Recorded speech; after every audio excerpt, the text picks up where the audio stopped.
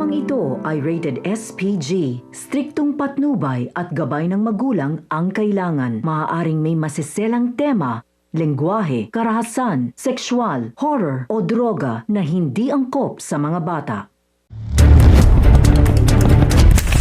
Isang mapagpalang araw mga kapuso, narito ang pinakamainit na tagpo sa The House of Lies. Pero bago ang lahat, kung bago ka pa lamang sa aking channel, baka pwedeng makahingi ng isang like, share at subscribe para updated ka sa mga bagong videos na aking i-upload. Wala pa ring takot si Paulo na gumawa ng kasalanan sa asawa niyang si Marge. Kahit muntik na siyang mahuli, hindi pa rin siya tumitigil dahil ang totoo, baliw na siya dito kay Thea. Habang si Paulo ay unti-unting nalulunod sa tukso, kabaliktaran naman ang nararamdaman nitong si Thea. Sobrang saya niya dahil ramdam niyang malapit niya ng maagaw si Paulo mula dito kay Marge. At hindi lang puso ni Paulo ang target niya, kundi pati ang kayamanan ng pamilya Torrecampo. Pero habang abala si Thea sa kanyang plano, di niya alam na may mas malalim pang galaw sa likod na kumikilos na si Edward, tahimik pero delikado. Nakipagsabuatan siya kay Sander para pabagsakin si Paulo bilang CEO ng Torrecampo Realty at ang kapalit, isang posisyon sa kumpanya at pagkakataon para mapatunayan niya kay Greg na mas magaling siya kaysa kay Paulo. Habang nangyayari ang lahat ng ito, wala pa rin kaalam-alam si Paulo at mas lalong wala siyang idea na magsisimula ng naghinala si Marge. Isang tawag lang, isang boses ng babae at doon nagsimulang mabuo ang lahat sa isip ni Marge. Ito ay kaboses ni Thea.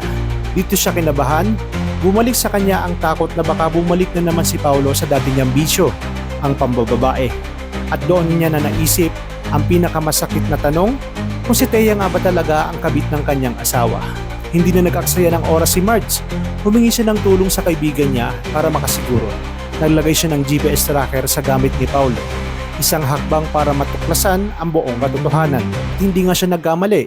Nang tawagan niya si Paulo, ang sinabi nito ay nasa opisina siya, pero sa GPS ay nasa hotel siya. Doon tuluyang bumilis ang tibok ng puso ni Marge dahil sa hotel na iyon, naroon nga itong si Paulo kasama si Thea. Plano nilang magtagpo ng walang istorbo at walang makakahuli.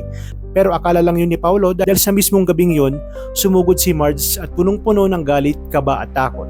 At nang buksan niya ang pinto ng kwarto, tumigil ang mundo niya dahil sa harapan niya mismo, nakita ng kanyang mga mata ang katotohanan na pilit niyang iniiwasan. Si Paulo at Thea magkasama sa isang kama, walang maitatago, walang maitatanggi, at sa sandaling iyon, durog ang puso ni Marge. Pero ito nga ba ang katapusan? Maghihiwalay na ba sila o kaya pang mapatawad ni Marge itong si Paulo? Malalaman na rin kaya ni Marge ang pinakatatagong sekreto ni Paulo, na ang tunay na ama ni Ashley ay walang iba kundi si Paulo.